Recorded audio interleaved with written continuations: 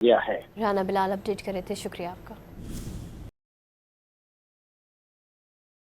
रावलपिंडी के थाना रतमराल की हदूद में वाक़ निजी स्कूल में लिफ्ट टूट गई है। लिफ्ट टूटने से खातून और एक मजदूर जख्मी हो गया है। मजीद जानते हैं डॉन न्यूज़ के नुमाइंदे ताहिर नसीर से। ताहिर, मजीद तफसील दीजिएगा।